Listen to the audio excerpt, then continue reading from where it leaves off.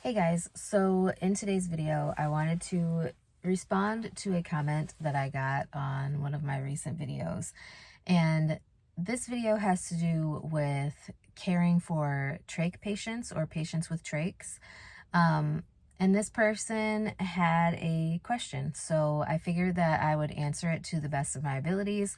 Obviously, I no longer am working with trach patients, but a lot of my CNA experience was with either patients who had memory care issues or patients with trachs.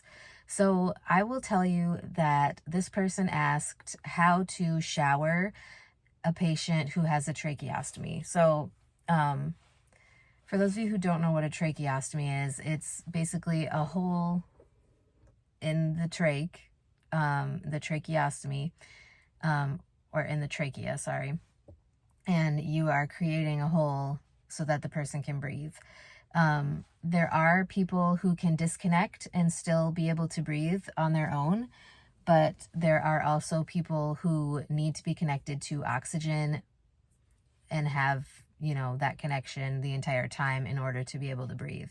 So it is going to depend on the patient's situation and their medical needs.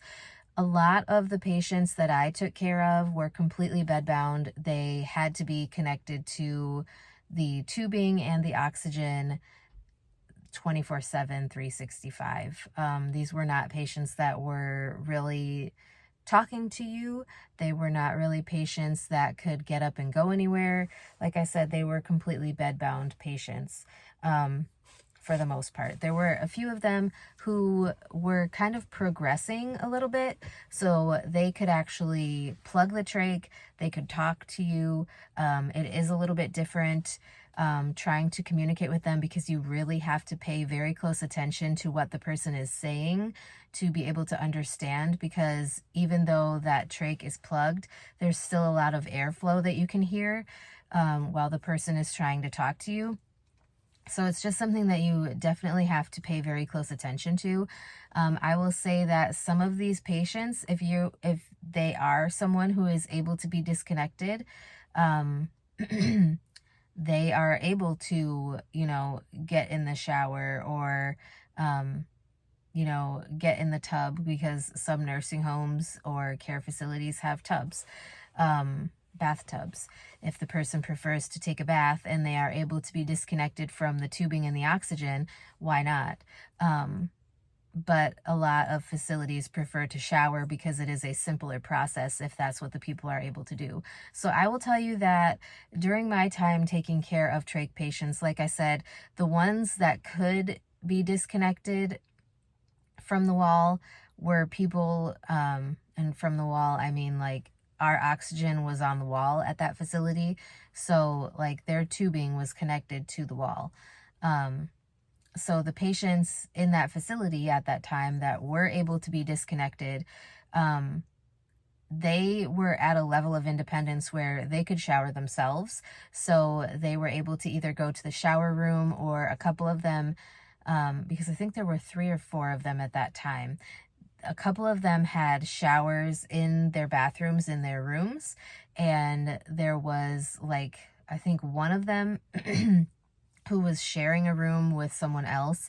And so in those rooms where there were like multiple people in the room, those bathrooms did not have showers, so those particular patients would have to go to the shower room. But I will tell you that 95% of the patients, at least, that, like I said, were bedbound and unable to care for themselves at all, they were just given bed baths. And like I said, it's going to depend on the patient's medical needs, what they're able to do, if they're able to care for themselves at all, if they're able to be disconnected. But a majority of these patients were bed baths. And sometimes that is just the best that you can do.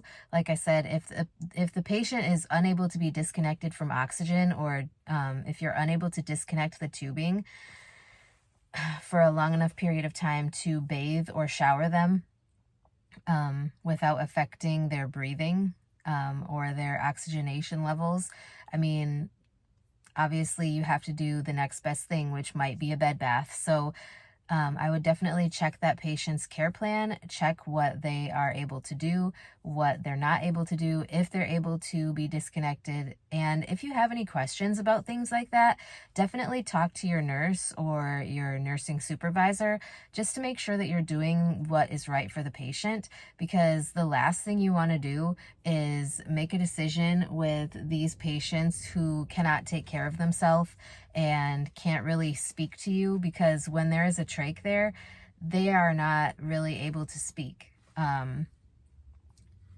Like I said, if they don't have that plugged or the ability to use the plug, that a lot of them can't speak. So just be aware of those things. But hopefully this answered your question. If you guys have any other questions about my experience working in different areas of healthcare, I've worked as a CNA in multiple different settings. I have worked as a medical assistant in different settings. I have worked as a phlebotomist and as a sleep tech trainee. So just let me know if you guys have any specific questions or information that you guys want to know about.